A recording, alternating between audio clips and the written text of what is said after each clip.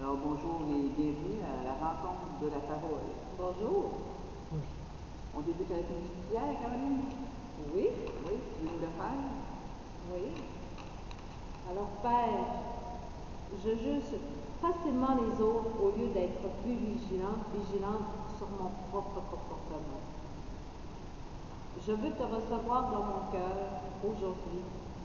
Que ta présence dans ma vie change les attitudes négatives qui m'éloignent de la sainteté. Amen. Alors avant de prier le psaume aujourd'hui, comme les autres fois, on va donner quelques notions sur les psaumes. Alors les psaumes, on dit que ce sont le langage de tous les jours. La prière biblique ne craint pas les mots ordinaires ni les répétitions. Cette simplicité traduit une vérité profonde. L'expérience spirituelle n'a pas besoin de grands mots pour se dire. Soit qu'on dise, excusez-moi, je suis aujourd'hui, on dirait qu'elle ne veut pas écouter c'est quoi un psaume. Allez, on reprend. Alors, on dit que l'expérience spirituelle n'a pas besoin de grands mots pour se dire. Soit qu'on redise sans cesse la grandeur de Dieu, soit qu'on réaffirme sa fidélité et sa justice, soit encore qu'on redise le plaisir qu'il y a à parler avec Dieu et la confiance qu'on ressent quand on s'adresse à lui.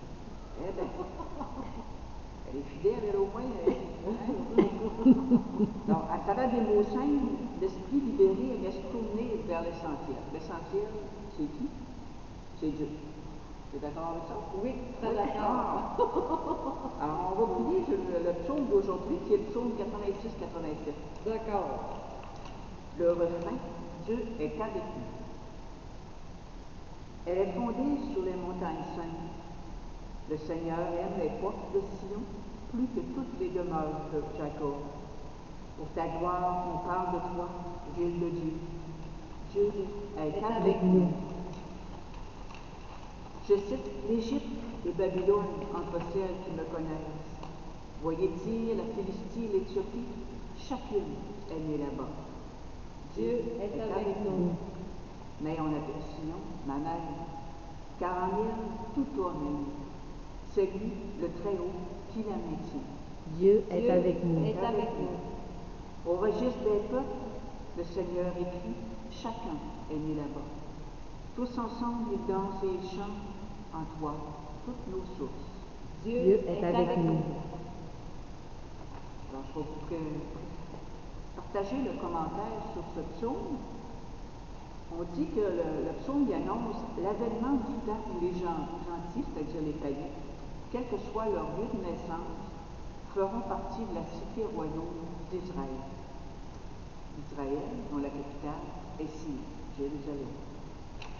Dieu avait prévu que les Juifs soient des instruments d'évangélisation du monde entier et que Jérusalem devienne la capitale du monde. Cependant, Israël a échoué à accomplir la mission qui lui avait été assignée et la prophétie ne s'est pas accomplie. Le message contemporain de Dieu aujourd'hui est qu'il ne se soucie pas de notre couleur de peau, ni de notre race, ni de notre statut socio-économique. Dieu ne se soucie pas de notre origine, que nous soyons nés dans un foyer avec un père et une mère, que nous possédions une belle maison, ou que nous vivions dans un endroit inhospitalier, que nous ayons un bon travail, ou que nous ayons un emploi occasionnel. Sa grâce est universelle et inclusive. De même qu'il accueille des personnes de toutes les nations dans son royaume, nous devons, nous aussi, étendre son amour à tous, quelles que soient leurs origines. Tu es d'accord avec ça? Très d'accord, oui, merci. Non? Dieu veut être le centre de tout ce que nous faisons. Pas toujours ça, par exemple. Faut bien dire. Nous sommes appelés à nous consacrer notre vie et à rechercher continuellement sa présence, faisant de lui le fondement de nos décisions et de nos relations. On peut dire que Dieu veut nous offrir un nouveau certificat de baptême. De naissance, plutôt, de naissance. Je ne sais pas si ça va être une petite carte bleue comme on reçoit du gouvernement. Elle va peut-être être une autre couleur, mais c'est un certificat de naissance qui est universel. Sion, la nouvelle Jérusalem, sera le berceau des peuples, de tous les peuples, la métropole spirituelle de la terre entière. Alors, ce ne sera plus Montréal, la métropole, ni Toronto, ça va être Jérusalem. Que la Vierge Marie nous aide à passer par la nouvelle naissance afin d'être, pour l'éternité, citoyenne de la Jérusalem céleste. Avant de nous mettre à l'écoute de l'Évangile, qu'est-ce que tu dirais si on allait faire un premier témoignage? Oui, on vous avait dit lors de la première rencontre que nous aurions des témoignages par choix. Et là, aujourd'hui, on a une personne qui a accepté généreusement de témoigner. On va aller à sa rencontre, José. Oui? Êtes-vous d'accord? On vous la donne tout de suite. Cynthia Godreau, qui est notre secrétaire au centre pastoral. Alors, vous nous suivez? Oui, parce qu'on va aller vous montrer les lieux où elle travaille, où elle accomplit sa mission. Alors, allons-y. Alors, nous voici au bureau et réception de Cynthia. Hein? J'espère qu'on ne me dérange pas trop, Cynthia, là, hein? Non. Oui, parce que je sais que tu es toujours pas mal pris. Alors, comme je t'avais demandé, notre thème, c'était à la rencontre du Seigneur, de la rencontre de la parole. Alors, comment il est présent par sa parole dans ta vie? Dieu est présent par sa parole à tous les jours dans ma vie. J'ai besoin de la parole de Dieu. C'est comme le baromètre qui, quand j'ai besoin d'une réponse, c'est Dieu est autant présent hier, aujourd'hui que demain. C'est actuel. Et je trouve les réponses de la vie moderne, de la vie d'aujourd'hui, dans la parole. Autant dans l'Ancien Testament que dans le Nouveau Testament. Surprenamment, l'Ancien Testament arrive à me toucher d'une manière différente. Puis est-ce qu'il y a eu une parole qui te rejoint plus que les autres, que ce soit dans l'Ancien ou dans le Nouveau Testament? Là, elle, là, ça va être comme ta parole fétiche, si on peut dire. Il y en a tellement. Mais celle qui a fait que je suis entrée dans l'Église et que ma conversion a été solide, c'est à l'amour que vous avez les uns pour les autres qu'on leur reconnaîtra que vous êtes mes disciples. Quand j'arrive dans une église, quand j'arrive dans un groupe de prière, quand j'arrive dans un lieu où est-ce qu'il y a des gens croyants, l'amour de ces gens-là, la vérité, l'honnêteté, la fidélité de ces gens-là me touche profondément. Fait en sorte que je peux lâcher mes réserves ou ce qui m'empêche. Moi, je suis un peu naïve, on va le dire, dans la vie, là. Fait que quand j'arrive avec des gens croyants, je peux lâcher mes protections, puis être moi-même, puis participer simplement à la... Puis je le vis partout. Moi, j'arrive de la Gaspésie, les gens là-bas, c'est les mêmes gens croyants qu'ici. C'est la même famille. Je reconnais la famille. Je suis capable de la reconnaître. C'est la même parole. Hein? C'est la même parole. Cynthia, on te remercie beaucoup. Ça fait plaisir. On te souhaite que la parole t'accompagne là, tout au long de cette journée qui va sûrement être chargée comme d'habitude. Merci. Bonne journée. Alors, je ne sais pas si vous venez de vous apercevoir, mais on a eu une petite coupure. On a eu un petit problème technique. Alors, comme vous avez pu l'entendre, je viens de vous proclamer l'Évangile. Puis, on va poursuivre avec un commentaire que José va nous faire sur le petit évangile que nous venons de proclamer. Je ne sais pas si la petite coupure est peut-être due à un petit pouce qui se promenait tantôt. Ah, je sais pas. Je sais pas. Alors, l'évangile qu'on a aujourd'hui, plusieurs aussi pour l'évangile de Luc, il va souvent relater des événements qu'on ne retrouve pas dans les évangiles. Celui qu'on a aujourd'hui, c'est le cas. Alors, on voit Jésus qui continue son voyage vers Jérusalem. C'est un chemin qui n'est pas sans difficulté et d'une certaine manière qui est un long apprentissage pour ses disciples. C'est donc un appel à la conversion. C'est le chemin de la réponse de la volonté de Dieu. En observant aujourd'hui l'attitude de Jacques et de Jean, qui en avaient voulu faire tomber le tonnerre sur les Samaritains,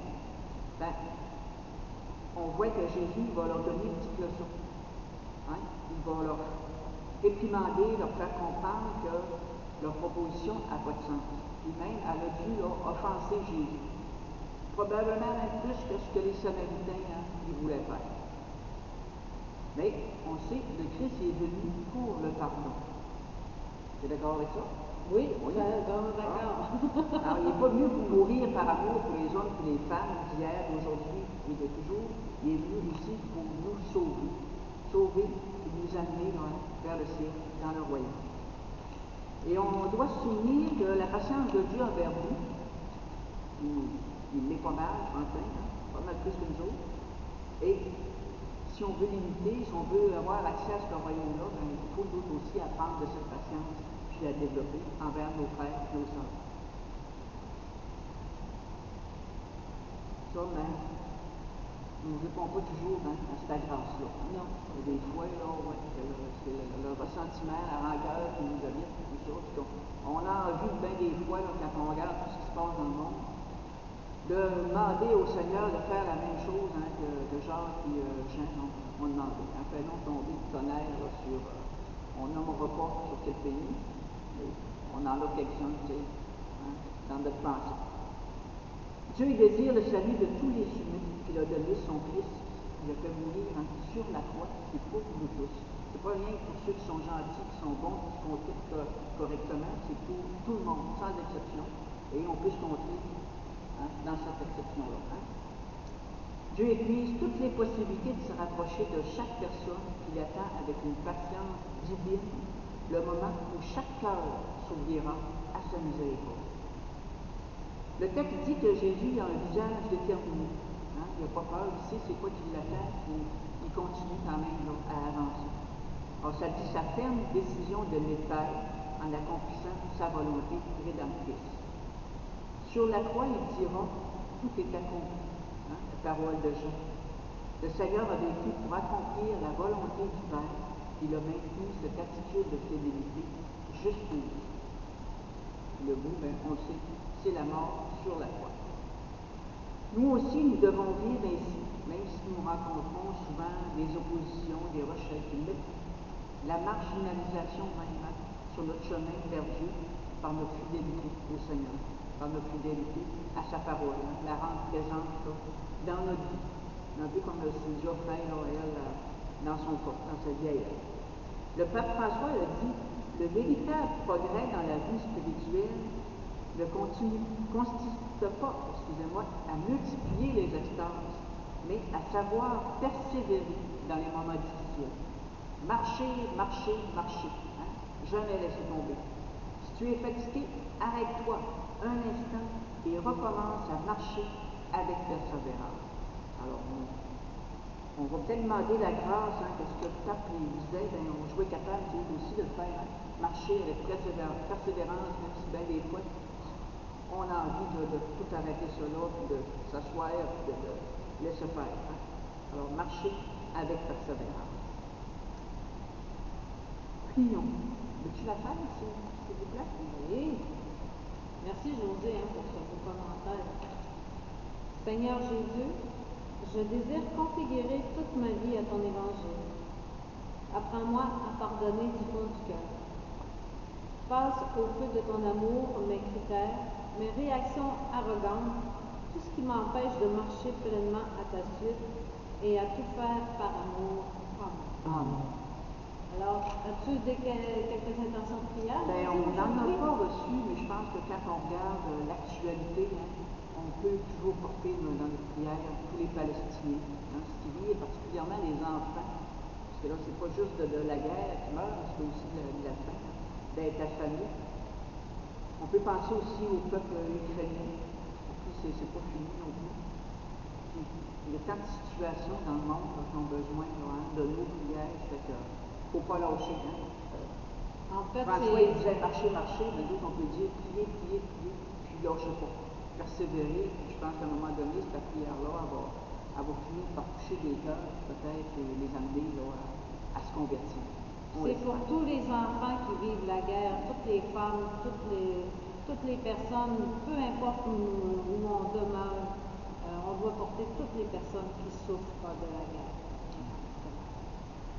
Alors, merci pour votre présence. On vous laisse avec notre chantienne et on vous dit à la prochaine. Merci. Merci beaucoup.